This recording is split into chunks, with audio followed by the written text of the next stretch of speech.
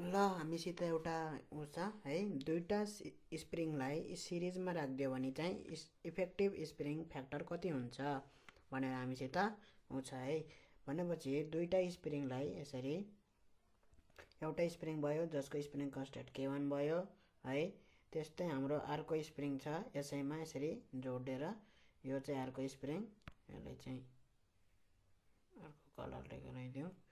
अर्को स्प्रिङ छ, यसको स्प्रिङ कन्स्टेन्ट K2 है। यसरी हाम्रो चाहिँ एट्याच भएर, ठीक छ, यसरी एट्याच भएर चाहिँ हाम्रो चाहिँ यो चाहिँ फिक्स्ड हो यतापट्टिको, र यता चाहिँ हाम्रो चाहिँ इफेक्टिभ स्प्रिङ कन्स्टेन्ट कति त, अब इफेक्टिभ स्प्रिङ कन्स्टेन्ट कति है भनेपछि यसको मिनिङ पहिला बुझौँ है। इफेक्टिभ स्प्रिङ कन्स्टेन्ट भन्नाले अब चाहिँ K1 ले के भन्छ, यो K1 स्प्रिङ कन्स्टेन्टले यो एउटा इन्डिभिजुअली यो फर्स्ट स्प्रिङलाई यसरी गरेर है F1 फोर्सले अथवा यो mg लोडले है F1 फोर्सले कति स्ट्रेच हुन्छ त है, कति स्ट्रेच हुन्छ है extension E1, suppose extension E1 हुन्छ, यसको स्प्रिङ कन्स्टेन्ट K1 छ भनेपछि F भनेको यो mg हो है, F by E1 equal to के हो हाम्रो K1 हो। ठीक छ है। स्प्रिङ कन्स्टेन्ट भन्नाले के बुझिन्छ, कति फोर्स हालेपछि कति एक्सटेन्सन हुन्छ भनेर। ठीक छ, फोर्स बाई एक्सटेन्सनको रेसियो भनेको K1 हो। त्यस्तै यो इन्डिभिजुअली K2 लाई पनि स्प्रिङ 2 लाई पनि हामी इन्डिभिजुअली यसरी त्यही फोर्सले है, सेम फोर्सले F इक्वल टु त्यही mg फोर्सले गर्यौं भने है एक्सटेन्सन सपोज E2 प्रोड्युस हुन्छ, फरक एक्सटेन्सन प्रोड्युस हुन्छ सेम फोर्सले है। भनेपछि force by E2 equal to हाम्रो स्प्रिङ कन्स्टेन्ट K2 आयो है। स्प्रिङ कन्स्टेन्ट भनेको बुझ्यो है। भनेपछि अब यिन दुईटालाई सिरिजमा राख्दिँदाखेरि फोर्स बाई एक्सटेन्सनको रेसियो जुन आउँछ त्यो चाहिँ इफेक्टिभ के हुन्छ, इफेक्टिभ स्प्रिङ कन्स्टेन्ट है। यतिखेर चाहिँ एक्सटेन्सन भनेको के हो हाम्रो, एज अ होल एक्सटेन्सन हैन। एक्सटेन्सन भनेको के हो, as a whole extension. Force भनेको त्यही फोर्स, त्यही mg फोर्स है, फोर्स इक्वल टु त्यही mg लाउँदाखेरि एक्सटेन्सन कति प्रोड्युस हुन्छ अब यो दुईटालाई सिरिजमा जोडिदिँदाखेरि है। तीन दुईटाको रेसियो फोर्स बाई एक्सटेन्सन भनेको हाम्रो के हो, अहिले इक्विभ्यालेन्ट अथवा इक्विभ्यालेन्ट स्प्रिङ कन्स्टेन्ट अथवा इफेक्टिभ स्प्रिङ कन्स्टेन्ट है, दुईटालाई सिरिजमा राखिदिँदाखेरि है। भनेपछि अहिले चाहिँ हामी यो एक्सटेन्सनलाई हामी के लेख्न मिल्छ, extension is extension from first spring E1 plus extension from second spring E2 लेख्न मिल्छ, यसरी मिल्छ है। The total extension is the extension from spring E1 spring 1 है and the extension from spring 2 that is के हो त हाम्रो एक्सटेन्सन फ्रम स्प्रिङ 1 भनेको E1 हो है। त्यस्तै एक्सटेन्सन फ्रम स्प्रिङ 2 भनेको E2 हो। ठीक छ है। भनेपछि हामी यसलाई के लेख्न सक्यो, फोर्स बाई के लेख्न सक्यो, वेयर के भनेको के हो, इफेक्टिभ स्प्रिङ कन्स्टेन्ट। ठीक छ। अब यो भनेको पनि फोर्स बाई फोर्स चाहिँ सेम हुन्छ है, त्यही फोर्स यसरी गर्न सक्यो, F बाई E2 भन्न आयो K2, यो गर्न पाइयो है। ठीक छ है। अब चाहिँ के भयो, हाम्रो फोर्स चाहिँ कमन आयो, यताको फोर्स कमन आयो 1 by K1 plus 1 by K2। ठीक छ, र यो फोर्स र फोर्स क्यान्सल भयो, 1 by K equal to 1 by K1 plus 1 by K2।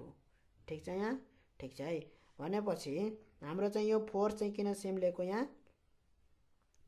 यसरी तन्किँदाखेरि यहाँ जुन F equal to mg force जुन लाग्छ यो है, यो फोर्सले यहाँ तन्किँदाखेरि जुन रिस्टोरिङ फोर्स हुन्छ, यो स्प्रिङमा पनि त्यही फोर्स यसरी आउँछ F है, र यसमा पनि त्यही आउँछ, किनभने यो फोर्सकै कारणले यो स्प्रिङ 1 पनि तन्किनियो है, तन्किने सँगसँगै स्प्रिङ 2 पनि सँगसँगै तन्किन्छ। ठीक छ, यहाँ चाहिँ फोर्स के हुन्न, बाँडिन्न के,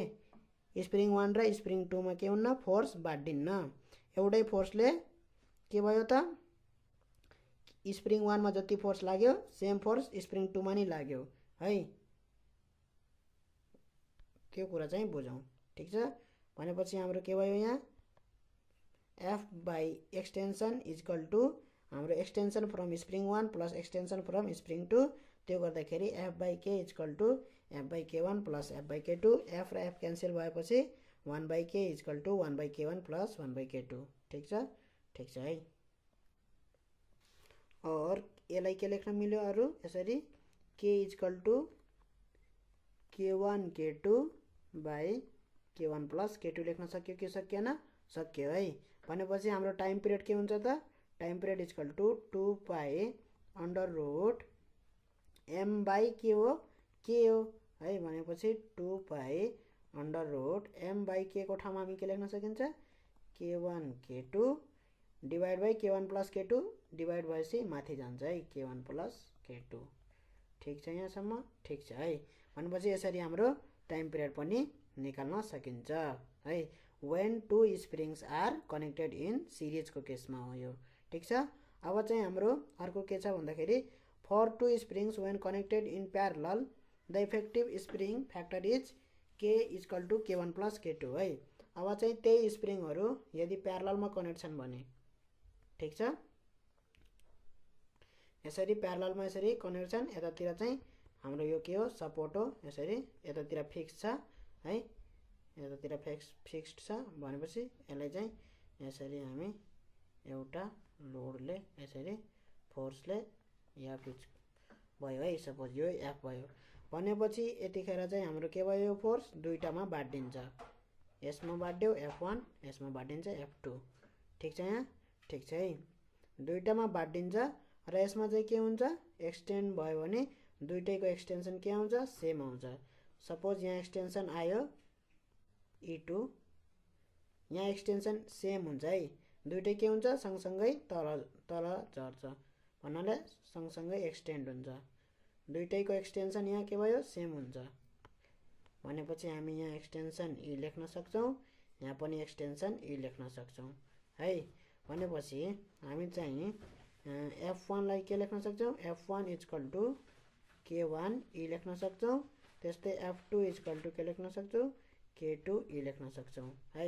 यो चाहिँ K1 हो यो चाहिँ हाम्रो K2 हो यताको स्प्रिङ ठीक छ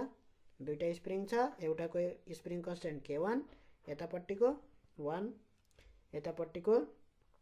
2 भनेको सेकेन्ड स्प्रिङको स्प्रिङ कन्स्टेन्ट K2 छ है र फोर्स F ले तान्यो भने दुईटालाई प्यारलली हाम्रो चाहिँ के हुन्छ फोर्स चाहिँ डिवाइड हुन्छ है त्यसको चाहिँ डेमोन्स्ट्रेसन हेर्ने हो भने हामी चाहिँ के गर्न सकिन्छ भन्दाखेरि एउटा पातलो रस्सीमा यसरी आफू चाहिँ झुन्डिने यसमा है रस्सी यसरी बाँध्ने पातलो यसमा झुन्डिने है आफू चाहिँ यसरी झुन्डिने यसमा फेरि त्यहाँ घाँटीमा बाँधेर हैन है यसरी झुन्डिने झुन्डिदाखेरि के हो यो चुट्यो है सपोज र यस्तै हामीले अर्को रस्सी डबल गराउने यसरी है यसरी राख्ने है अब दुईटामा यसरी छोपेर झुन्डिने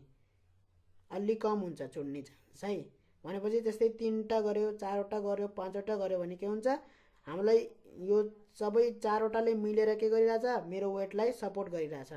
फोर्स त एउटै लागेको छ नि त्यो चाहिँ फोर्स चाहिँ एउटै लागेको छ त्यो चाहिँ मेरो वेट हो है W = फोर्स हैन फोर्स = मेरो वेट हो है तर केमा भएको छ यहाँ बाड्डेको छ के 4वटा रस्सीमा है प्यारलली भयो भने त्यसरी बाड्डिने काम गर्छ के फोर्स ठीक छ जति धेरै रस्सी भयो यहाँ त्यतिवटामा बाड्दिन्छ यसरी है पातलो पातलो भए पनि अब यो सपोज यो पातलो पातलो पातलो पातलो छ के हुन्छ सबैमा फोर्स बाड्डेर यो चाहिँ हाम्रो एउटा मोटो रस्सीको काम गर्छ ठीक छ एउटा के गर्छ एउटा मोटो रस्सीको काम गर्छ है र यो के हुन्न भाच्चिन्न र यसको डेमोन्स्ट्रेसन यसरी नै गर्न सकिन्छ है प्यारललमा भयो भने के हुन्छ फोर्स बाँडिन्छ भनेर है टोटल फोर्स को के हुन्छ एक हिस्सा यसमा जान्छ F1 एउटा स्प्रिङमा जान्छ एक हिस्सा F2 मा जान्छ तर कति कति जान्छ त्यो चाहिँ हामीलाई थाहा छैन है यहाँ के हुन्छ तन्किने चाहिँ सँगसँगै तन्किन्छन् हैन यो एउटै लेभलमा एट्याच छन् हैन यो मास चाहिँ जुन छ एउटै लेभलमा के छ एट्याच छ यसरी है एउटै लेभलमा एट्याच छ भने यो तल यसरी तन्क्यो भने के हुन्छ दुईटै यो यसरी तन्क्यो भने तलतिर यो डिस्प्लेस भयो भने यो मास चाहिँ यसरी तलतिर गयो भने के हुन्छ यसरी दुईटैको के हुन्छ सेम एक्सटेन्सन हुन्छ बराबर के हुन्छ एक्सटेन्सन चाहिँ दुईटैको सेम हुन्छ स्प्रिङ 1 को पनि ई स्प्रिङ 2 को पनि एक्सटेन्सन ई भनेपछि हामीले F1 + F2 = हामी टोटल फोर्स लेख्न सक्छौं कि सक्दिनौं है यो फोर्स चाहिँ बाड्डेको हो टोटल फोर्स यो हो F त्यो चाहिँ बाड्डेको स्प्रिङ 1 मा F1 स्प्रिङ 2 मा F2 ठीक छ र स्प्रिङ यो टोटल फोर्सलाई हामी के लेख्न सक्छौं इक्विभ्यालेन्ट अथवा इफेक्टिभ स्प्रिङ फ्याक्टर है यो पनि के हो स्प्रिङ कन्स्टेन्ट हो यो चाहिँ इफेक्टिभ इन दुईटाको इक्विभ्यालेन्ट है र हाम्रो एक्सटेन्सन के हुन्छ ई नै हुन्छ है एक्सटेन्सन के हुन्छ ई नै हुन्छ k1e + k2e भयो ठीक छ है भनेपछि यहाँ के क्यान्सल भयो के ई भयो यहाँ ई कमन आयो k1 + k2 ठीक छ यहाँ एक्सटेन्सन क्यान्सल भयो k = के भयो k1 + k2 यहाँ कुरा बुझ्यो है भनेपछि टाइम पिरियड के हुने रहेछ त यहाँ टाइम पिरियड 2π m/k = 2π√m/k भनेको के आयो k1 + k2 है अब यसरी तीनवटा स्प्रिङ छ भने गर्न सकिन्छ कि सकिन्न सपोज एउटा स्प्रिङ भयो त्यस्तै अर्को स्प्रिङ छ त्यस्तै अर्को स्प्रिङ छ k1 k2 k3 यसरी छ भने गर्न सकिन्छ है यही कन्सेप्ट ल्याउने यसरी है हाम्रो चाहिँ एउटा टोटल फोर्स जुन छ टोटल फोर्स चाहिँ केमा बाडिन्छ तीनटा उसमा बाडिन्छ F1 F2 F3 है र एक्सटेन्सन के हुन्छ यहाँ पनि सेम आउँछ एक्सटेन्सन है लेन्थ चाहिँ एउटै लिनु पर्छ है यहाँ चाहिँ दुईटै केसमा लेन्थ चाहिँ स्प्रिङको लेन्थ चाहिँ एउटै लिएको है सो दैट तीनटालाई जोइन गर्दाखेरि तीनटैले एकैचोटी टच गरेर एउटै लेभलमा आउँछ यो मासको यो है यसरी है र यता पनि हाम्रो के हो दुईटाको लेन्थ एउटै हो भनेर यहाँ सपोज गर्ने है स्प्रिङमा यहाँ सिरिजमा कनेक्ट गर्दा पनि दुईटाको लेन्थ के हो दुईटाको लेन्थ भन्नाले नतन्केको लेन्थ है अनस्ट्रेच्ड लेन्थ स्ट्रेच भइसकेपछि त अब त्यो फरक भइहाले है तर नतन्किँदाखेरिको जुन नर्मल लेन्थ छ स्प्रिङको है त्यो चाहिँ दुईटैको बराबर है दुईटा स्प्रिङले छन् दुईटैको बराबर ठीक छ है भनेपछि यहाँ तीनवटा छ भने हाम्रो टोटल फोर्स केमा बाड्यो F1 + F2 +